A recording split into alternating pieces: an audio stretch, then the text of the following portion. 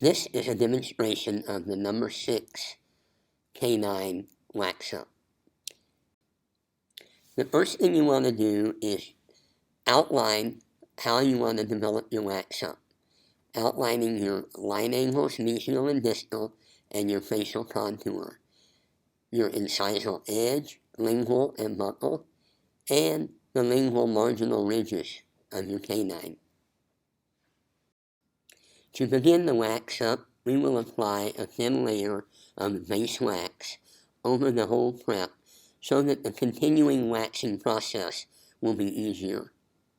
Placing the wax-up back into the typodont, we begin to develop the mesial and distal aspects. First, we're going to reach up with points to the mesial and distal contact area, and then next we are going to start developing the facial contours and the height of contour. Now we begin to develop line angles mesially and distally, following the shape of the canine on the other side. Watch for reflections from the light to make sure that you have your mesial and distal line angles in the right area. Now, applying wax to the incisal edge, we begin to develop that angle also.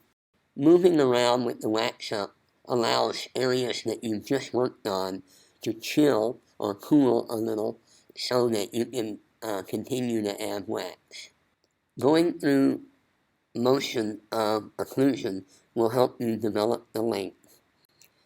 Now, we are adding to the mesial and distal contact area and the embrasure space area. By letting the wax chill for just a brief second and putting it back in the typodont, you can develop your contact areas fairly rapidly. Again, notice the light reflection. Now we will remove the wax-up and do the same application on the distal aspect, developing embrasure contour, emergence profile, and the contact area. During this process, we have not screwed the typodont tooth into the typodont so that we can easily remove it and work on it. Now we're checking the incisal length by using a half Holland mat, and we're also checking the height of contour of the profile. Remember, there are 3 profiles on the canine on the height of contour: the cervical, the facial, and the incisal. Again, moving the wax up around and working in different areas at the same time allows other parts to chill. Continuing to develop our line angles mesially and distally, we also are developing the incisal length of our canine.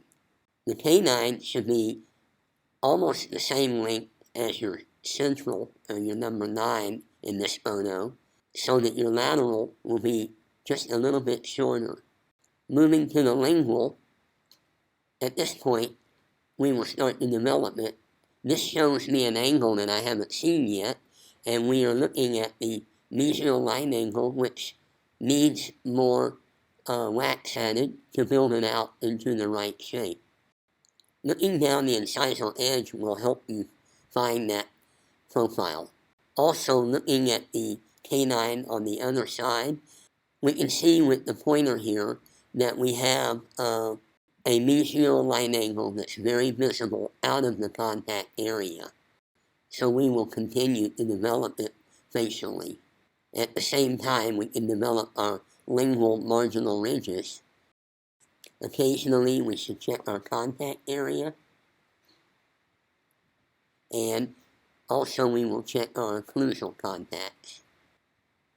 During this process, make sure that you reach full MI. In this photo, you can see that we're not there yet. Now continuing to develop the lingual wall and the profile of emergence. Now, after the wax is chilled slightly, we can begin to burnish the surface of the facial aspect, and remember those 3 planes that we talked about. We have a cervical plane, a facial plane, and also an incisal plane. Remember to look at your tooth from all angles. We can also work on the lingual, Following our anatomical features, remember that the tooth from this angle has 3 lobes, mesial and distal line angles, and facial lobe, and on the lingual it has 3. In between the lobes are depressions, 2 on the facial and 2 on the lingual. Polishing up the crown gets us ready to view from all angles. Notice the lining on the mesial line angle. Notice the shape of the height of contour on the facial lobe. Notice the depression between the mesial line angle and the height of contour facial profile. Again, viewing from all angles gives you a clear picture of the profile of your wax-up. Notice the lining on the distal line angle. Continuing to look at your wax-up from all angles and from a view farther away will give you more information. I think that looks like a very nice wax-up.